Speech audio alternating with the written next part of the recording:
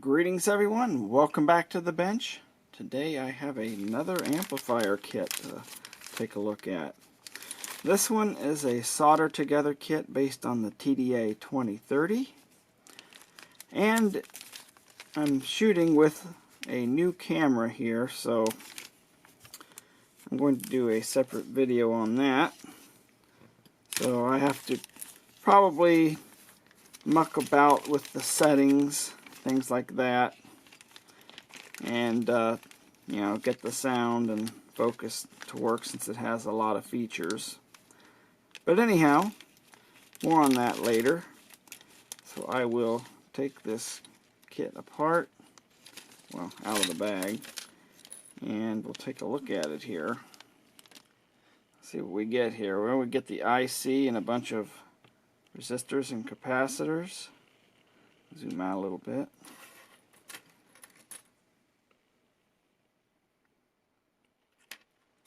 Little circuit board. Does not come with a heat sink. Comes with a little manual here. I guess that's what it is. We get a schematic diagram.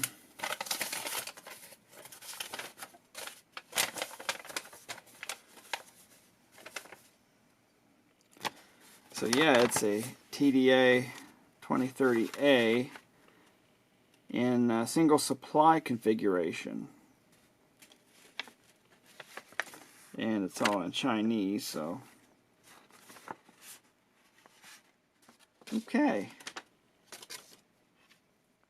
Comes with the metal film resistors. See if I can focus any closer on that. Okay, there we go. Yeah, that's nice. The only problem with these metal film resistors with the blue background, they're very difficult to read. And because they're higher precision, you have to remember that there's an extra color band. You have 3 significant digits and a multiplier band. So when you think you're looking at a 1K, for example, it could be actually different because the multiplier band is going to be a different color. And we get the little rubber seal pad, whatever they call it, mounting for a heatsink, but they don't supply the heatsink. Okay, so what I'm going to do is check out some of these components, make sure they're good before I assemble the kit, and I'll whip out the soldering iron and put it together, and we'll do our usual tests. So stay tuned. Okay, it is all assembled. As you can see here, it goes together pretty well, pretty easy. I kind of question the authenticity of this chip. Here is an original TDA2050. Yeah, it is a different part, but the packaging would be the same from the manufacturer. I don't know if you can see that. The little side scoops there, they're up higher on this IC, and on the back, let's get that in the shot there, the leads where they enter the package are heavier on the authentic part. And notice the shape of the molding around the heatsink. Now here is another one I purchased off of eBay, and I did a test on this. This is a TDA2050, but you can see the packaging is exactly the same. And these did not have any short circuit protection. So I highly suspect that these are counterfeit. You know, I've never seen a 5-pin TDA type chip be authentic.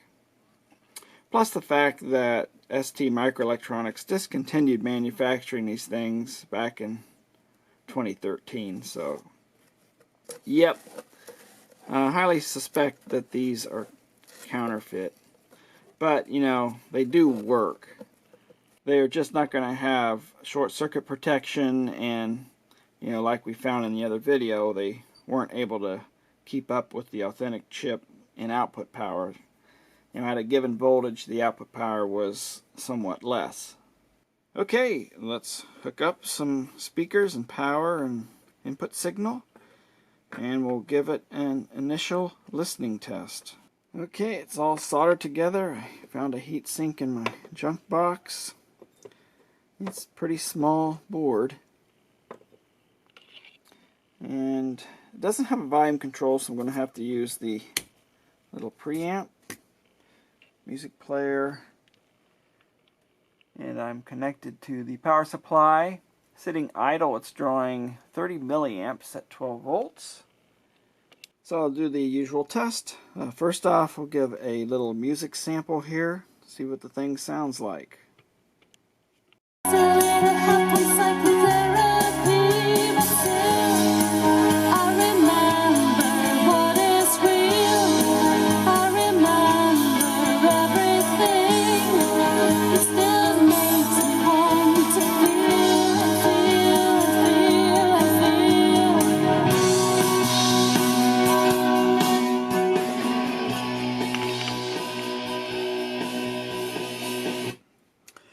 Well, it sounds good to my ears. Very low idle hiss, which is always nice. So what I'll do now is continue on with the power measurements and distortion and usual thing. We'll look at frequency response and all that good stuff. Come back with the results. Okay, we're all wired up to a 8 ohm load.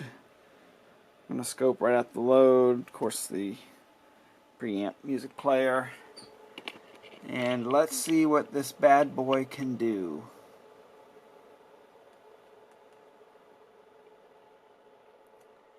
Okay, there's clipping. I'll tune that out. Still a little bit on the top rail. And a little more. I will say 5.92 volts RMS. 5.92 squared divided by 8. 4.38, about 4.4 watts. We're running at 24 volts. And yeah, that's about right. I'd expect maybe a little more. Of course, you have to remember this is not a bridged amplifier. You would expect 3 to 4 times the power if it was bridged. So, yeah, about 4.4 watts of power at 24 volts. And it's drawing 390 milliamps at that level. Okay, distortion measurement. This is at 1 kilohertz, 8 ohm load. This is our fundamental. This is the 4.5 kilohertz pilot signal, which gives us a reference. This is a 1% signal, and as you can see, it's pretty clean. Maybe tiny little bumps, but it's a pretty clean amplifier. It might be pretty close to clipping too. Let me back that down a bit. Yeah, I'm right on the verge of clipping. Yeah, it's pretty clean. Still maybe tiniest little bumps. No way you'd be able to hear that. So I'll continue on checking the amplifier at different supply voltages. I'll check at 4 ohm loads. I'll check the distortion at different frequencies. I'll also check the frequency response. And I'll put that on camera, and then at the end I'll come back with all of the results. Okay, 10 to 100 hertz. We are at 20 right there. So it should come up to this graticule. You have to remember this output is capacitor coupled, and it's going to roll off at lower frequencies, but I'm pretty impressed that it does pick up quite a bit. 50 hertz, and it's pretty much there. Move on to the 20 to 20 kilohertz sweep. Okay, here we go, the 20 to 20 kilohertz sweep. And we're already on the graticule. goes over a little bit. My music player, like I always say, as it goes through the spectrum, it kind of rises and falls. So it's not the amplifier doing that. We just want to see it stay pretty flat all the way up to the high end of the spectrum here.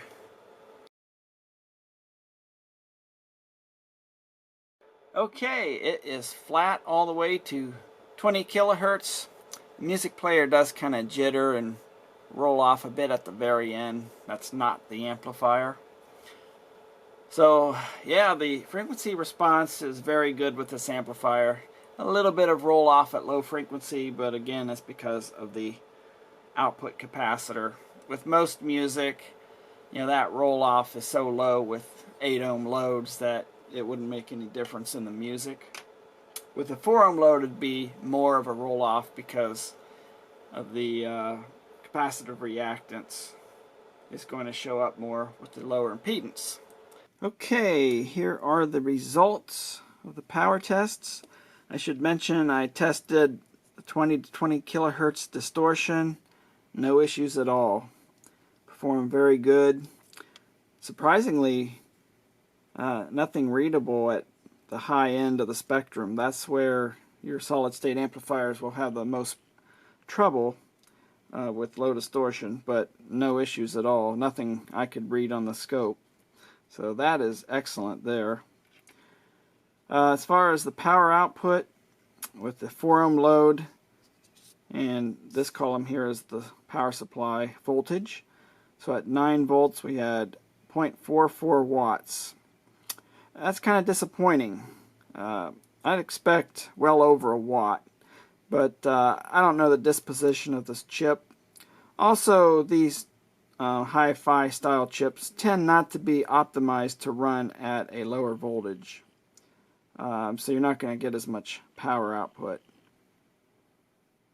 Okay, so 12 volts we got 1.12, 14 we got 1.71, 16, 2.5, 18, 3.24, 20, 4.39, 24 volts, 6.71.